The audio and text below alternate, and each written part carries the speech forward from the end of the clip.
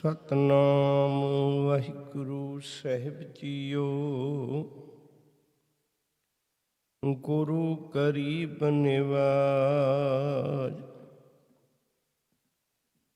तू सुल्तान कहाँ हूँ मियाँ। तेरी कवन वडाई जो तू देही सो कहाँ सो अम्मी। मैं मूर्ख कहन ना जाई जो तू देही सो कहाँ सो अम्मी। मैं मूर्ख कहन ना जाई।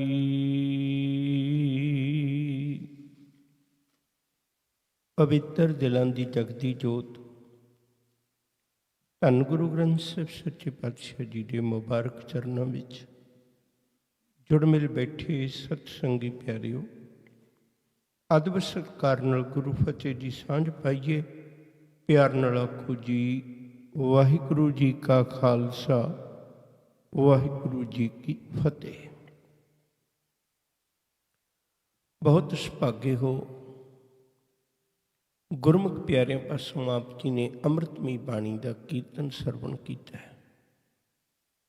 बड़ी वड्डी मेहनत है सतगुरु जी के पवित्र बाणी नूं रागां अनुसार साडियां प्यासियां रूहां तक अमृतमयी बचन बख्शिश कीते ने। अरदास है सहब होर चढ़दी कला बख्शे, गुरबाणी का रस बख्शे। एक शब्द की विचार अज आपां सांझी करनी समय मुताबक। कोशिश करियो गुरु चरणों नाल अपने मन की सांझ बनाइए। शब्द गुरु नानक साहिब सच्चे पातशाह जी महाराज का है। शेरी राग महला पहला घर पंजवां। अछल छलाई न छलै न घाओ कटारा कर सकै। जो साहिब राखै त्यों रहै इस लोभी का जियो टल पलै। बिन तेल दीवा क्यों जलै रहाओ। पोथी पुराण कमाइए पाओ वट्टी इट तन पाइए। सच बूझण आन जलाइए ये तेल दीवा इउं जलै कर चानण साहिब तो मिले। इट तन लागै बाणियां सुख होवे सेब कमाणियां। सब दुनिया आवन जानियां बिच दुनिया सेब कमाइए। तां दरगह बैसन पाइए कहो नानक बांह लुटाइए। इस मुबारक शब्द की चल रहे इन्हां दिनों मुताबक आपां विचार करने की कोशिश करांगे। मनुखता के जीवन विच हनेरा एक बहुत वड्डा दुश्मन है। विद्वान लोगों ने हनेरे के चार प्रमुख औगण मन्ने ने। नंबर एक, हनेरा समुची खूबसूरती नूं लुको दिंदा है। तुसीं देखो कदे फुल्लां दे रंग, दुनिया की रंग बिरंगता, ये सारा कुछ देखने लई चानण बहुत जरूरी है। हनेरा समुची खूबसूरती नूं लुको दिंदा है, सिर्फ अपना एक रंग कालख दा दे दिंदा है। दूजी गल, हनेरे विच मनुख दीयां शैतान बिरतियां जागदियां ने। तुसीं कदे देखना नेक लोग जदों हनेरा आउंदा घर दे दरवाजे खिड़कियां बंद, पर्दे ला लैंदे ने, बाजार बंद हो जाते हैं, कारोबार ठप हो जाते हैं, राही रुक जाते हैं, पंछी आलणियां च आ जाते हैं, क्योंकि हनेरा डराउना बहुत है।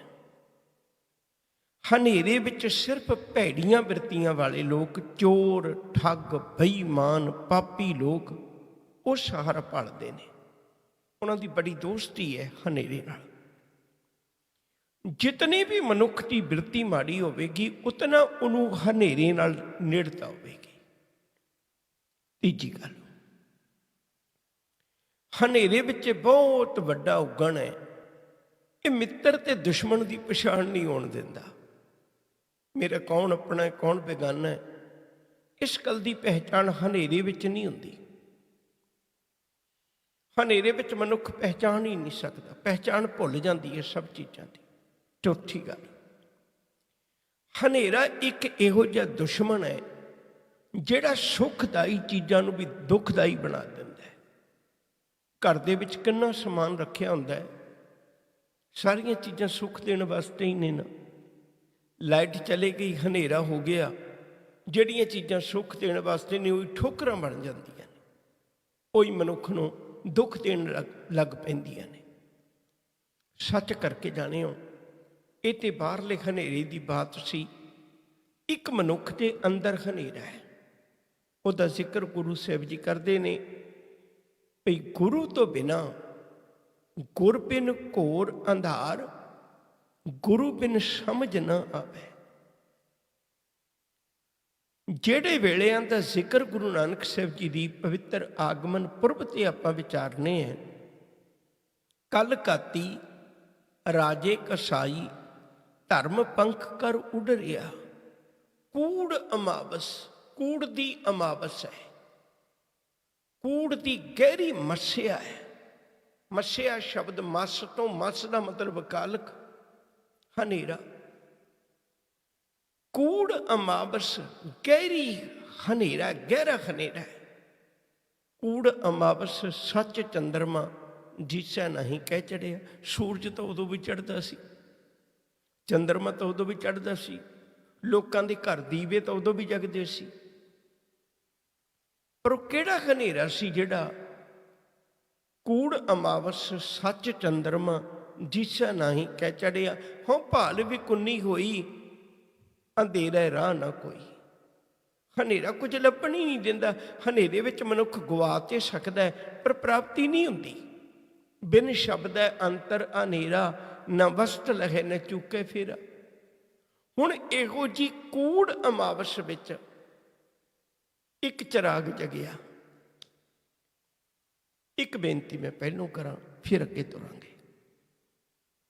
ਬੜੇ ਧਿਆਨ ਨਾਲ ਸੁਣੋ। ਪੰਗਤੀਆਂ ਨੇ ਪਹਿਲੋਂ ਮੈਂ ਉਹ ਕਹਿ ਦੀਆਂ ਭੱਟਾਂ ਦੀ ਬਾਣੀ ਵਿੱਚੋਂ, ਬਲਿਓ ਚਿਰਾਗ ਅੰਧਿਆਰ ਮੈਂ, ਸਭ ਕੱਲ ਉਦਰੀ ਇੱਕ ਨਾਮ ਧਰਮ, ਪ੍ਰਗਟ ਸਗਲ ਹਰ ਭਵਨ ਮੈਂ, ਜਨ ਨਾਨਕ ਗੁਰ ਪਾਰ ਬ੍ਰਹਮ। ਇੱਕ ਅਜੀਬ ਜੀ ਕਹਾਣੀ ਸਾਡੇ ਮਨ 'ਚ ਆ ਸਕਦੀ ਹੈ। ਭੱਟਾਂ ਨੂੰ ਪੁੱਛੀਏ, ਇੱਕ ਪਾਸੇ ਤੁਸੀਂ ਗੁਰੂ ਨਾਨਕ ਨੂੰ ਰੱਬ ਦਾ ਰੂਪ ਕਹਿੰਦੇ ਹੋ, ਬਹੁਤ ਵੱਡਾ ਇੱਕ ਮਨ ਪੁਰਖ ਧਿਆਏ ਵਰਦਾਤਾ, ਸੰਤ ਸਹਾਰ ਸਦਾ ਬਖਿਆਤਾ, ਤਾਸ ਚਰਨ ਲੈ ਰਿਜੇ ਬਸਾਬੋ, ਤੋਂ ਪਰਮ ਗੁਰੂ ਨਾਨਕ ਗੁਣ ਗਾਵੋ। ਇਤਨਾ ਵੱਡਾ ਦਰਜਾ ਦਿੰਦੇ ਹੋ। ਦੂਜੇ ਪਾਸੇ ਤੁਸੀਂ ਗੁਰੂ ਨਾਨਕ ਸਾਹਿਬ ਨੂੰ ਇੱਕ ਚਿਰਾਗ ਨਾਲ, ਇੱਕ ਦੀਵੇ ਨਾਲ ਤਰਜੀਹ ਦਿੱਤੀ ਹੈ। ਦੀਵਾ ਤਾਂ ਇੱਕ ਬਹੁਤੀ ਵੱਡੀ ਗੱਲ ਨਹੀਂ ਹੁੰਦੀ। ਉਹ ਕਹਿੰਦੇ ਨਹੀਂ ਭਲਿਆ, ਦੀਵੇ ਨਾਲ ਤਸ਼ਬੀਹ, ਦੀਵੇ ਨਾਲ ਮਿਸਾਲ, ਦੀਵੇ ਨਾਲ ਉਦਾਹਰਨ ਇਸ ਕਰਕੇ ਦਿੱਤੀ ਹੈ। ਨੰਬਰ 1, ਜਿਹੜੀਆਂ ਥਾਵਾਂ ਤੇ ਸੂਰਜ ਵੀ ਨਹੀਂ ਨਾ ਪਹੁੰਚਦਾ, ਦੀਵਾ ਉੱਥੇ ਵੀ ਪਹੁੰਚ ਜਾਂਦਾ ਹੈ। ਯਾਦ ਰੱਖਿਓ, ਸੂਰਜ ਤੇ ਉਹਨਾਂ ਥਾਵਾਂ ਨੂੰ ਹੀ ਚਾਨਣ ਦਿੰਦਾ ਜਿਹੜੇ ਸੂਰਜ ਦੇ ਸਨਮੁਖ ਨੇ। ਘਰਾਂ ਵਿੱਚ ਲੋਕਾਂ ਦੇ ਦੀਵੇ ਹੀ ਜਗਦੇ ਨੇ। ਇਹ ਹਨੇਰਾ ਬਾਹਰ ਨਹੀਂ ਸੀ, ਹਨੇਰਾ ਅੰਦਰ ਸੀ। ਗੁਰੂ ਸ਼ਬਦ ਦਾ ਦੀਪਕ ਤੇ ਅੰਦਰ ਜਗਾਉਣਾ ਸੀ। ਗੁਰੂ ਨਾਨਕ ਉਹ ਹੈ ਜਿਹੜਾ ਸਭ ਤੱਕ ਪਹੁੰਚ ਜਾਂਦਾ ਹੈ। ਉਹ ਚਿਰਾਗ ਹੈ ਜਿਹੜਾ ਸਭ ਦੀਆਂ ਝੁੱਗੀਆਂ 'ਚ ਰੋਸ਼ਨਾਈ ਕਰਦਾ ਹੈ। ਕਿਸੇ ਕੋੜੀਆਂ ਦੀ, ਕਿਸੇ ਗਰੀਬਾਂ ਦੀ ਝੁੱਗੀ 'ਚ ਨਹੀਂ ਸੀ ਕਿਸੇ ਰੋਸ਼ਨਾਈ ਕਰਨੀ। ਚਿਰਾਗ ਇਸ ਲਈ ਹੈ। ਦੂਜੀ ਗੱਲ, ਸੂਰਜ ਲੱਖ ਲੋਕਾਂ ਨੂੰ ਚਾਨਣ ਦੇਵੇ ਪਰ ਆਪਣਾ ਰੂਪ ਨਹੀਂ ਕਦੇ ਬਣਾਉਂਦਾ। ਆਪਣਾ ਰੂਪ ਨਹੀਂ ਕਦੇ ਬਣਾਉਂਦਾ। ਹਜ਼ਾਰਾਂ ਲੱਖਾਂ ਚੀਜ਼ਾਂ 'ਤੇ ਸੂਰਜ ਦੀ ਰੋਸ਼ਨੀ ਪੈਂਦੀ ਹੈ ਪਰ ਕਦੇ ਕੋਈ ਸੂਰਜ ਵਰਗੀ ਨਹੀਂ ਬਣਦੀ। ਦੀਵੇ ਵਿੱਚ ਇੱਕ ਖੂਬੀ ਹੈ, ਉਹਦੇ ਕੋਲ ਦੂਜਾ ਦੀਵਾ ਕਦੇ ਆ ਜਾਏ, ਉਹ ਆਪਣੇ ਵਰਗਾ ਬਣਾ ਕੇ ਭੇਜ ਦਿੰਦਾ। ਕਹਿੰਦਾ ਲੈ ਤੂੰ ਵੀ ਚਿਰਾਗ ਬਣ, ਤੂੰ ਵੀ ਲੋਕਾਂ ਨੂੰ ਚਾਨਣ ਦੇ।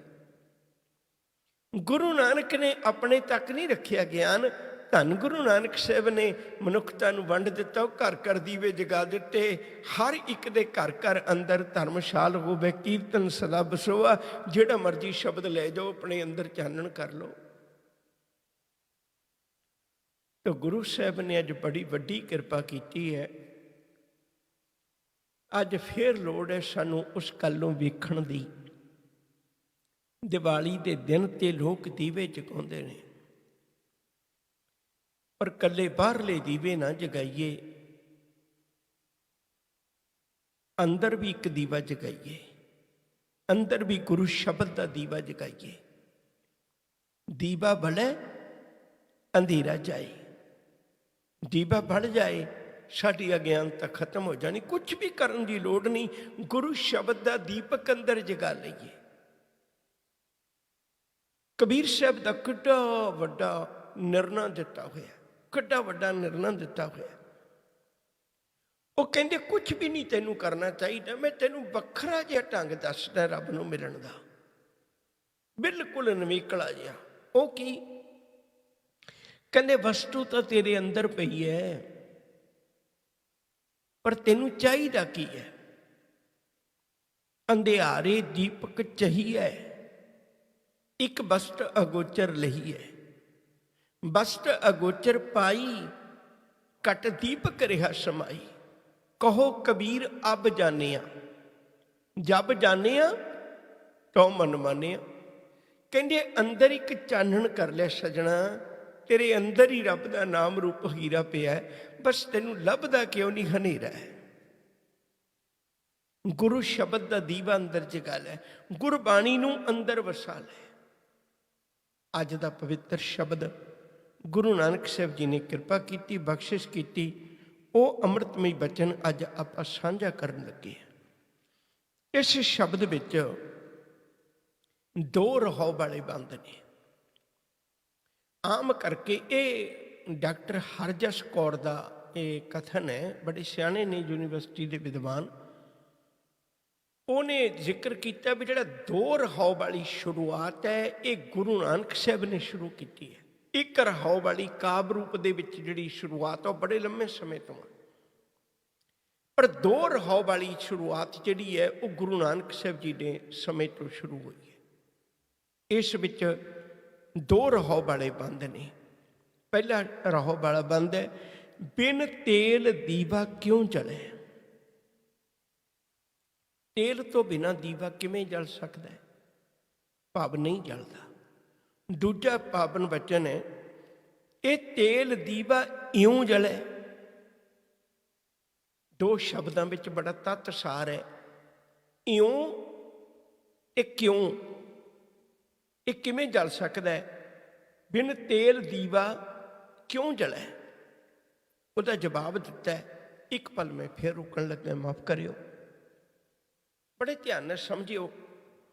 ਗੁਰਬਾਣੀ ਦਾ ਹਰ ਸ਼ਬਦ, ਗੁਰਬਾਣੀ ਦਾ ਹਰ ਸ਼ਬਦ ਇਤਨੀ ਸਮਰੱਥਾ ਰੱਖਦਾ ਹੈ ਵੀ ਮਨੁੱਖ ਨੂੰ ਉਹ ਸੰਸਾਰ ਤੋਂ ਨਿਰੰਕਾਰ ਦੇ ਘਰ ਤੱਕ ਦੀ ਯਾਤਰਾ ਕਰਵਾ ਸਕਦਾ। ਮੁਕੰਮਲ ਹੈ, ਹਰ ਸ਼ਬਦ ਮੁਕੰਮਲ ਹੈ। ਗੁਰਬਾਣੀ ਦਾ ਹਰ ਇੱਕ ਸ਼ਬਦ ਮੁਕੰਮਲ ਹੈ, ਭਾਵੇਂ ਸ਼ਲੋਕ ਵਿੱਚ ਵੀ ਕਿਉਂ ਨਾ ਹੋਵੇ, ਦੋ ਸ਼ਬਦਾਂ ਦੇ, ਦੋ ਪੰਕਤੀਆਂ ਦਾ ਸ਼ਲੋਕ ਕਿਉਂ ਨਾ ਹੋਵੇ। ਤੋ ਹਜ਼ੂਰ ਨੇ ਕਦੇ ਅੱਧ ਅਧੂਰੀ ਗੱਲ ਨਹੀਂ ਕੀਤੀ ਵੀ ਸਵਾਲ ਪਾ ਕੇ ਛੱਡ ਦਿੱਤਾ ਹੋਵੇ। ਉਹਨਾਂ ਦੇ ਜਵਾਬ ਵੀ ਬਖਸ਼ਿਸ਼ ਕੀਤੇ ਨੇ। ਹੁਣ ਇਹਨਾਂ ਦੋਨਾਂ ਸਵਾਲਾਂ ਦੇ ਜਵਾਬ ਆਪਾਂ ਨੂੰ ਤਾਂ ਮਿਲਣਗੇ, ਇਹਦੀ ਪੂਰੇ ਸ਼ਬਦ ਦੀ ਵਿਚਾਰ ਸਾਂਝੀ ਕਰੀਏ। ਸ਼੍ਰੀ ਰਾਗ ਗੁਰੂ ਗ੍ਰੰਥ ਸਾਹਿਬ ਜੀ ਦਾ ਪਹਿਲਾ ਰਾਗ ਹੈ। 31 ਰਾਗਾਂ ਵਿੱਚੋਂ ਮਹਿਲਾ ਪਹਿਲਾ, ਪਹਿਲੇ ਪਾਤਸ਼ਾਹ ਧੰਨ ਗੁਰੂ ਨਾਨਕ ਸਾਹਿਬ ਜੀ ਦੇ ਅੰਮ੍ਰਿਤ ਬੋਲਨੇ ਘਰ ਪੰਜਵੇਂ ਵਿੱਚ ਗਾਉਣ ਦੀ ਤਾਕੀਦ ਹੈ। ਅਛਲ ਛਲਾਈ ਨ ਛਲੈ, ਨ ਘਾਉ ਕਟਾਰਾ ਕਰ ਸਕੈ। ਮਨੁੱਖ ਕਿਸੇ ਚਲਾਕੀ ਨਾਲ, ਕਿਸੇ ਆਪਣੇ ਉਦਮ ਉਪਰਾਲੇ ਨਾਲ ਇਹ ਚਾਹਵੇ ਵੀ ਮੈਂ ਮਾਇਆ ਨੂੰ ਛਲ ਲਵਾਂ, ਮਾਇਆ ਨੂੰ ਠੱਗ ਲਵਾਂ, ਮੈਂ ਆਪਣੀ ਚਲਾਕੀ ਨਾਲ ਮਾਇਆ ਨੂੰ ਆਪਣੇ ਕਾਬੂ ਵਿੱਚ ਕਰ ਲਾਂ। ਆ ਛਲ ਉਹ ਨਹੀਂ ਛਲੀ ਜਾਂਦੀ। ਮਾਇਆ ਤੇ ਲੋਕਾਂ ਨੂੰ ਛੱਡ ਲੈਂਦੀ ਹੈ, ਪਰ ਮਨੁੱਖ ਕੋਲੇ ਸਮਰੱਥਾ ਨਹੀਂ ਵੀ ਉਹ ਮਾਇਆ ਨੂੰ ਛੱਡ ਲਵੇ। ਅਛਲ ਛਲਾਈ ਨ ਛਲੈ, न घाओ कटारा कर सकै, ना ही मनुख दे कोल कोई इहो जिहा हथियार है भी जदों ये मेरी दुश्मन है तो मैं किसी हथियार नाल इहदे जीवन का अंत कर दियां, कोई घाव कर दियां, कोई जख्म कर दियां, किसी कटार दे नाल, किसी हथियार दे नाल इहनूं जख्मी कर दियां, माया नूं अपंग करके अपने काबू च कर ला। कहंदे ऐसा भी कोई नहीं साधन, ना तो इहनूं ठगिया जा सकदा है धोखे नाल, ना ही इहनूं किसी चलाकी नाल, ना ही किसी तरीके किसी हथियार नाल इहनूं अपने अधीन किया जा सकदा है। ज्यों साहिब राखै त्यों रहै, इस लोभी का जो टल पल है। ज्यों साहिब राखै, रब ने ही ये निजम बनाया है। माया नूं एडी मोहनी रब ने बना के भेजिया, ये साडी बनाई हुई नहीं है। ये तो जिवें साहिब ने उहदी ड्यूटी लाई है उवें उवें काम करदी अपना। जो साहिब राखै त्यों रहे, इस लोभी का जो टल पल है। हुण मुश्किल ये है भी मनुख के अंदर एक लोभ की वृत्ति है, ये मनुखी कमजोरी है, ये कमजोरी है। इस दरवाजे राही माया अपना वस चलाउंदी है, वो अपना कर्म चलाउंदी है, वो अपने वालों कोशिश करती है। इस लोभी का जियो, ये जियो की कमजोरी है लोभ। टल पलै, टल पलै का मतलब बंदा डोल जाता है, माया नूं वेख के डोल जाता है। किसी पदवी नूं वेख लिया, किसी का अदब सत्कार वेख लिया, किसी धन दौलत की गल आ गई, उन्होंने वेख के डोल जाता है। इस गल करके ये अंदरला जिहड़ा चिराग है ज्ञान वाला, वो लोभ के कारण, इस माया के कारण वो बुझ जाता है। उन्होंने चिराग वो जगदा नहीं रहन देंदी। गुरु वाला अमृत बचन फिर दोबारे सुनियो जे, तुसीं बहुत बारी सुनिया होएगा, माया धारी। माया धारी का इहदा अपने दिमाग च नक्शा अमीर ना बनायो। एक कोई $1 वाला भी माया धारी हो सकता है, कोई अरबां खरबां वाला भी माया की पकड़ तो निवेकला हो सकता है। वाह, इस गल नूं जरूर अपने जहन में रखना चाहिए। टल पलै का अर्थ हुंदा डोलना। इस लोभी का जो टल पल है, इस लोभी का जी डोल जाता है माया की खातर, क्योंकि माया जिहड़ी है माया धारी अत अन्ना बोला, उन्होंने दिसता ही नहीं। उन्हें की भी राह लभना है। बिन तेल दीवा क्यों जले। हुण उहदे कोल गुरु शब्द नहीं है, सिमरन नहीं है, रब का नाम नहीं है, उस तो बिना जीव अंदर किवें बले, उस तो बिना अंदर चानण किवें होवे। तो हजूर कृपा करते ने, कहते फिर जे अंदर चिराग जगाना की करना चाहिए सानू। पोथी पुराण कमाईए। इत्थे धार्मिक ग्रंथों का जिक्र है। बेअंत धार्मिक ग्रंथ ने दुनिया च, और बेअंत धार्मिक स्थान ने। बेअंत लोकी धर्म की कमाई करते नजर आ रहे ने, पर धर्मी बन नहीं रहे। पोथी पुराण कमाई है, जो पोथी पुराण है उसकी कमाई नहीं बंदा करता। शब्द ते शब्द है, शब्द की कमाई करनी पैनी है। शब्द की समर्था बड़ी वड्डी है, पर तां प्रगट हुंदी जे कोई कमाई करे शब्द की। असी शब्द की कमाई नहीं करते, शब्द नूं कमाउंदे नहीं अपने जीवन में। एक बचन बड़े ध्यान नाल सुनियो, उहदे अर्थ बड़े गलत किए जाते हैं। मैं कोशिश करांगा स्पष्ट रूप च प्रोफैसर साहिब सिंह होरां दे अर्थ कदे पढ़े हो जे। उन्हां दा बचन है बड़ा प्यारा, धन गुरु ग्रंथ साहिब महाराज जी का। कहते गुर कहिया साकार कमावो, गुर की करनी काहे धावो। ये अर्थ ये कर दिते भी तू गुरु की करनी मगर क्यों भजिया फिरना। नहीं, गुर की करनी काहे धावो का अर्थ है भी गुरु की करनी तो क्यों भजदा है। होर कर्म कांड बथेरे कर लेने, पर जो गुरु शब्द कहना वो क्यों नहीं कमाउंदा। ये अर्थ असल में ये ने, गुर की करनी काहे धावो। गुरु की करनी तो जो गुरु ने करनी दसी है, जो गुरु ने जीवन की जीवन जाच दसी, तो क्यों भजदा है मना तू। ओ कमा, गुरु के शब्द नूं कमा। ਗੁਰੂ ਦੇ ਅੰਮ੍ਰਿਤ ਬਚਨ ਨੂੰ ਕਮਾ। ਮੈਂ ਇੱਕ ਨਿੱਕਾ ਜਿਹਾ ਦ੍ਰਿਸ਼ਟਾਂਤ ਦੇਣ ਲੱਗਾ, ਫਿਰ ਆਪਾਂ ਇਸੇ ਗੱਲ ਵੱਲ ਚੱਲਦੇ ਹਾਂ। ਦੇਖੋ, ਸ਼ਬਦ ਬਾਬੇ ਲੈਣੇ ਨੇ ਸੁਣਿਆ, ਕਿੰਨੀ ਕੁ ਬੇਚੈਨੀ ਲੱਗ ਗਈ ਹੋਏਗੀ, ਘਰ 'ਚ ਟਿਕਾ ਨਹੀਂ ਆਇਆ। ਕਰਤਾਰਪੁਰ ਆ ਗਿਆ। ਕਰਤਾਰਪੁਰ ਵੀ ਨਹੀਂ, ਕਿਵੇਂ ਦਾ ਮੱਥਾ ਟੇਕਿਆ ਹੋਵੇਗਾ ਉਹਨੇ, ਰੱਬ ਜਾਣੇ ਕਿਵੇਂ ਦਾ ਮੱਥਾ ਟੇਕਿਆ ਹੋਵੇਗਾ। ਜਿਸ ਦਿਨ ਲੈਣੇ ਨੇ ਮੱਥਾ ਟੇਕ ਦਿੱਤਾ ਨਾ, ਉਹਨੇ ਸਮੁੱਚੇ ਕਰਮ ਕਾਂਡ ਤਿਆਗ ਦਿੱਤੇ। ਫਿਰ ਨਹੀਂ ਉਹਨਾਂ ਵੇਖਿਆ ਮੈਨੂੰ ਲੋਕ ਕੀ ਕਹਿਣਗੇ, ਮੇਰੇ ਘਰ ਪਰਿਵਾਰ ਵਾਲੇ ਕੀ ਕਹਿਣਗੇ, ਸੰਸਾਰ ਮੈਨੂੰ ਕੀ ਕਹੇਗਾ। ਕੁਛ ਵੀ ਨਹੀਂ ਦੇਖਿਆ, ਕੁਛ ਵੀ ਨਹੀਂ ਦੇਖਿਆ। ਇਵੇਂ ਦਾ ਸਮਰਪਿਤ ਮੱਥਾ ਸੀ ਨਹੀਂ ਟੇਕ ਪਾ ਰਹੇ। ਇਹ ਹੈ ਗੁਰੂ ਸ਼ਬਦ ਨੂੰ ਕਮਾਉਣਾ। ਗੁਰੂ ਜੋ ਕਹਿੰਦਾ ਹੈ, ਜਪਜੀ ਸਾਹਿਬ ਪੜ੍ਹੇ ਲੋਕਾਂ ਨੂੰ ਯਾਦ ਹੋਏਗੀ। ਬਹੁਤ ਸੁਭਾਗੇ ਨੇ ਜਿਹੜੇ ਪੜ੍ਹਦੇ ਨੇ, ਪਰ ਮੈਨੂੰ ਮਾਫ਼ ਕਰਿਓ, ਜਪਜੀ ਸਾਹਿਬ ਅਨੁਸਾਰ ਜੀਵਨ ਕਿਸੇ ਵਿਰਲੇ ਦਾ ਹੋਏਗਾ। ਸਤਿਗੁਰੂ ਆਖਦੇ ਨੇ, ਪੋਥੀ ਪੁਰਾਣ ਕਮਾਈਏ, ਭਾਉ ਵੱਟੀ ਇਤ ਤਨ ਪਾਈਏ। ਭਾਉ, ਰੱਬ ਦਾ ਡਰ, ਰੱਬ ਦਾ ਅਦਬ, ਰੱਬ ਦਾ ਸਤਿਕਾਰ, ਉਹਨੂੰ ਮਹਿਸੂਸ ਕਰਨਾ, ਇਹ ਵਿੱਚ ਵੱਟੀ ਪਾਉਣੀ ਹੈ। ਇਹ ਵੱਟੀ ਪਾਉਣੀ, ਵਿੱਚ ਬੱਤੀ ਪਾਉਣੀ ਹੈ।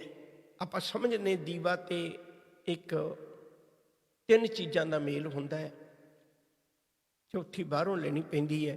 ਇੱਕ ਉਹ ਭਾਂਡਾ ਹੁੰਦਾ ਹੈ ਦੀਵੇ ਦਾ, ਮਿੱਟੀ ਦਾ ਕਹਿ ਲਓ, ਕੋਈ ਕਹਿ ਲਓ। ਇੱਕ ਵਿੱਚ ਵੱਟੀ ਪਈ ਹੈ, ਇੱਕ ਤੇਲ ਹੈ, ਤੇ ਉਹਨੂੰ ਜਲਾਉਣਾ ਹੈ। ਉਹ ਚੌਥੀ ਅੱਗ ਬਾਹਰੋਂ ਲਈ ਜਾਂਦੀ ਕਿਸੇ ਜਗਦੇ ਦੀਵੇ ਨਾਲ। ਭਾਉ ਵੱਟੀ ਇਤ ਤਨ ਪਾਈ ਹੈ। ਭਾਉ ਦੀ ਵੱਟੀ, ਪ੍ਰੇਮ ਦੀ ਵੱਟੀ, ਵਿੱਚ ਵੱਟੀ ਹੋਣੀ ਚਾਹੀਦੀ ਹੈ। ਤੇ ਉਹ ਤਾਂ ਜੇ ਅਦਬ ਸਤਿਕਾਰ ਹੋਵੇ, ਨਹੀਂ ਤੇ ਹਜ਼ੂਰ ਨੇ ਕਿੱਡਾ ਪਿਆਰਾ ਬਚਨ ਆਖਿਆ, ਕਹਿੰਦੇ ਲੋਕ ਜਾਣੇ ਇਹ ਗੀਤ ਹੈ। ਅਸੀਂ ਲੋਕ, ਮੈਂ ਆਪਣੀ ਗੱਲ ਕਰ ਲੈਣਾ, ਅਸੀਂ ਲੋਕ ਮੇਰਾ ਖਿਆਲ ਵੀ ਤੁਹਾਡੇ ਤੋਂ ਵਧੇਕ ਬਾਣੀ ਪੜ੍ਹਦੇ ਹਾਂ। ਪੈਸਿਆਂ ਲਈ ਸਹੀ, ਡਿਊਟੀ ਲਈ ਸਹੀ, ਪਰ ਮੈਨੂੰ ਮਾਫ਼ ਕਰਿਓ, ਕੋਈ ਬਹੁਤ ਵਿਰਲਾ ਪੁਰਖ ਹੋਏਗਾ, ਬਹੁਤ ਵਿਰਲਾ ਪੁਰਖ ਹੋਏਗਾ।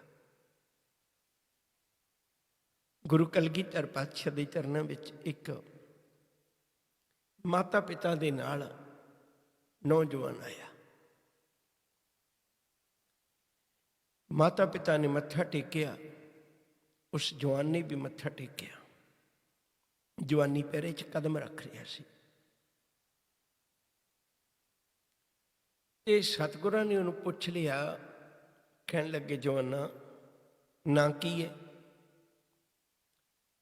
ਉਹਨੇ ਆਖਿਆ, ਮੇਰਾ ਨਾਂ ਹੈ ਦੀਪਾ। ਕਹਿੰਦੇ, ਦੀਪੇ ਦਾ ਅਰਥ ਪਤਾ ਕੀ ਹੈ? ਕਹਿੰਦੇ, ਹਾਂ ਸਤਿਗੁਰੂ, ਘਰਦਿਆਂ ਦੱਸਿਆ ਸੀ ਦੀਵਾ। ਕਹਿੰਦੇ, ਦੀਵਾ ਕਿਸ ਕੰਮ ਆਉਂਦਾ ਹੈ? ਕਹਿੰਦੇ, ਚਾਨਣ ਦੇਣ ਦੇ। ਕਹਿੰਦੇ, ਪਰ ਤੂੰ ਤਾਂ ਬੁਝਿਆ ਹੋਇਆ। ਜਵਾਨ ਬੜਾ ਸਿਆਣਾ ਸੀ, ਕਹਿਣ ਲੱਗੇ, ਸਤਿਗੁਰੂ ਜਗਾ ਦੇ। ਸਭ ਕਹਿੰਦੇ, ਜਗਾ ਦਿੰਦੇ। ਜਵਾਨ ਫਿਰ ਬੋਲਿਆ, ਕਹਿਣ ਲੱਗਿਆ, ਇਵੇਂ ਦਾ ਜਗਾਈ ਜਿਹੜਾ ਕਦੇ ਬੁਝੇ ਨਾ। ਕਿਤੇ ਇੱਥੇ ਜਗਾ ਦੇ, ਘਰ ਜਾ ਕੇ ਫਿਰ ਬੁਝ ਜਾਏ। ਹਨੇਰੀਆਂ, ਝੱਖੜ, ਝੁੱਲੇ, ਦੀਵਾ ਬੁਝ ਜਾਏਗਾ। ਸਤਿਗੁਰੂ ਘੁੱਟ ਕੇ ਗਲਵੱਕੜੀ 'ਚ ਲੈ ਲਿਆ। ਕਹਿੰਦੇ, ਇਹੋ ਜਿਹਾ ਜਗਾਏਗਾ, ਜਗਾਵਾਂਗਾ, ਚੇਤੇ ਰੱਖੀ, ਜਿਹੜਾ ਕਦੇ ਬੁਝੇਗਾ ਨਹੀਂ। ਹਨੇਰੀਆਂ ਜਿੱਡੀਆਂ ਮਰਜ਼ੀ ਚੱਲਣ। ਸਤਿਗੁਰੂ ਨੇ ਗੁਰਬਾਣੀ ਦੀ ਦਾਤ ਬਖਸ਼ਿਸ਼ ਕਰਕੇ, ਖੰਡੇ ਬਾਟੇ ਦੀ ਪੌਲ ਬਖਸ਼ਿਸ਼ ਕਰਕੇ, ਉਸ ਦੀਪੇ ਨੂੰ ਬਾਬਾ ਦੀਪ ਸਿੰਘ ਬਣਾ ਦਿੱਤਾ। ਉਹ ਅੱਜ ਵੀ ਗੁਰੂ ਦੀਆਂ ਪ੍ਰਕਰਮਾਂ 'ਚ ਬੈਠਾ ਲੋਕਾਂ ਨੂੰ ਦੱਸਦਾ ਹੈ, ਗੁਰੂ ਕੋਲੋਂ ਦੀਵਾ ਜਗਾ ਲੈ ਸੱਜਣਾ। ਜਦੋਂ ਸਰੀਰ ਵੀ ਨਹੀਂ ਰਹਿੰਦਾ, ਉਹ ਦੀਵਾ ਉਦੋਂ ਵੀ ਲੋਕਾਂ ਨੂੰ ਚਾਨਣ ਦਿੰਦਾ ਹੈ। ਉਹਦੇ ਜੀਵਨ ਦੀ ਸਿੱਖਿਆ ਉਦੋਂ ਵੀ ਪ੍ਰੇਰਨਾ ਬਣ ਜਾਂਦੀ ਹੈ। ਹਜ਼ੂਰ ਕਿਰਪਾ ਕਰਦੇ ਨੇ, ਭਾਉ ਵੱਟੀ ਇਤ ਤਨ ਪਾਈ ਹੈ। ਭਾਉ ਦੀ, ਅਦਬ ਦੀ, ਸਤਿਕਾਰ ਦੀ, ਜਿਹਦੇ ਤੋਂ ਮਨ ਸਤਿਕਾਰ ਨਾ ਪ੍ਰਾਪਤ ਕਰੇ, ਭੈ ਭਾਵਨੀ ਨਾ ਹੋਵੇ, ਉਹਦੇ ਤੋਂ ਉਹਦਾ ਅਸਰ ਨਹੀਂ ਕਬੂਲ ਕਰਦਾ। ਸੱਚ ਬੁੱਝਣ ਆਣ ਜਲਾਈਏ, ਕਹਿੰਦੇ ਸੱਚ ਨੂੰ ਬੁੱਝਣਾ, ਸੱਚ ਨੂੰ ਸਮਝ ਲੈਣਾ, ਇਹ ਇਸ ਦੀਵੇ ਨੂੰ ਜਗਾਉਣਾ ਹੈ। ਇੱਕ ਵਾਰੀ ਮੈਂ ਫਿਰ ਬੇਨਤੀ ਕਰਾਂ, ਪੋਥੀ ਪੁਰਾਣ ਕਮਾਈਐ ਇਹ ਦੀਵਾ ਹੈ। ਭਾਉ ਬੱਟੀ ਇਤ ਤਨ ਪਾਈਐ, ਇਹ ਬੱਟੀ ਪਾਤੀ। ਸੱਚ ਬੂਝਣ ਆਣ ਜਲਾਈਐ, ਸੱਚ ਨੂੰ ਸਮਝਣਾ, ਇਹ ਦੀਵੇ ਨੂੰ ਜਲਾਉਣਾ। ਤੇ ਤੇਲ ਦੀਵਾ ਇਉਂ ਜਲੇ, ਇਹ ਤੇਲ ਦੀਵਾ ਇਵੇਂ ਜਲਦਾ, ਤੇਲ ਵਾਲਾ ਦੀਵਾ ਇਵੇਂ ਜਲਦਾ ਹੈ। ਬੜੇ ਲੋਕਾਂ ਨੇ ਦੀਵੇ ਜਗਾਉਣੇ ਨੇ, ਪਰ ਗੁਰੂ ਨਾਨਕ ਨੇ ਆਖਿਆ ਕੋਈ ਦੀਵਾ ਜਗਾ ਕੇ ਦੇਖਿਓ, ਜ਼ਿੰਦਗੀ ਦਾ ਹਨੇਰਾ ਦੂਰ ਹੋ ਜਾਏਗਾ। ਸਾਹਿਬ ਆਖਦੇ ਨੇ ਇਹ ਤੇਲ ਦੀਵਾ ਇਉਂ ਜਲੇ, ਕਰ ਚਾਨਣ ਸਾਹਿਬ ਤੋਂ ਮਿਲੇ। ਕਹਿੰਦੇ ਸੱਜਣਾ, ਇਹ ਦੀਵੇ ਦਾ ਚਾਨਣ ਦੇ ਕਿੱਡਾ ਨਿਰਾਲਾ ਹੈ। ਇਹ ਦੀਵੇ ਦੇ ਚਾਨਣ ਵਿੱਚ ਤੈਨੂੰ ਮਿਲੇਗਾ ਕੀ? ਜੇ ਦੀਵਾ ਏਡਾ ਕੀਮਤੀ ਹੈ, ਦਾਤ ਵੀ ਕੀਮਤੀ ਦਿੰਦਾ ਹੈ। ਕਰ ਚਾਨਣ ਸਾਹਿਬ ਤੋਂ ਮਿਲੇ, ਤੈਨੂੰ ਸਾਹਿਬ ਮਿਲ ਜਾਏਗਾ, ਤੈਨੂੰ ਮਾਲਕ ਮਿਲ ਜਾਏਗਾ, ਤੈਨੂੰ ਦੁਨੀਆ ਦਾ ਕਰਤਾ ਮਿਲ ਜਾਏਗਾ, ਨਿਰੰਕਾਰ ਮਿਲ ਜਾਏਗਾ, ਤੈਨੂੰ ਅੰਦਰੋਂ ਹੀ ਪਹਿਚਾਣ ਹੋ ਜਾਏਗੀ ਰੱਬ ਦੀ। ਪਿਆਰ ਵਾਲਿਓ, ਮੈਂ ਹੱਥ ਜੋੜ ਬੇਨਤੀ ਕਰਾਂ, ਫਿਰ ਦੁਬਾਰੇ ਮੈਂ ਬੇਨਤੀ ਕਰਨੀ ਚਾਹੁੰਦਾ ਬਹੁਤ ਭਾਵਨਾ ਨਾਲ। ਜ਼ਿੰਦਗੀ 'ਚ ਕਦੇ ਇੱਕ ਜਪਜੀ ਸਾਹਿਬ ਦਾ ਪਾਠ, ਕਦੇ ਇੱਕ ਸੁਖਮਨੀ ਸਾਹਿਬ ਦਾ ਪਾਠ, ਕਿਸੇ ਵੀ ਬਾਣੀ ਦਾ ਪਾਠ ਇਵੇਂ ਦਾ ਕਰ ਲਈਏ ਜਿਹਨੂੰ ਮਨ ਕਵੇ ਵੀ ਆਹ ਸੁਖਮਨੀ ਮੇਰੀ ਹੈ, ਇਹ ਮੈਨੂੰ ਗੁਰੂ ਤੱਕ ਲੈ ਜਾਏਗੀ, ਆਹ ਜਪਜੀ ਸਾਹਿਬ ਮੇਰਾ ਹੈ। ਬਾਕੀ ਸਭ ਚੀਜ਼ਾਂ ਤੇ ਮਾਣ ਕਰਨ ਵਾਲੇ ਆ, ਕਦੇ ਤਾਂ ਕਹਿ ਵੀ ਆਹ ਮੇਰਾ ਪੜ੍ਹਿਆ ਹੋਇਆ ਜਪਜੀ ਸਾਹਿਬ ਮੈਨੂੰ ਗੁਰੂ ਤੱਕ ਲੈ ਜਾਏਗਾ, ਮੈਨੂੰ ਮਾਲਕ ਤੱਕ ਲੈ ਜਾਏਗਾ।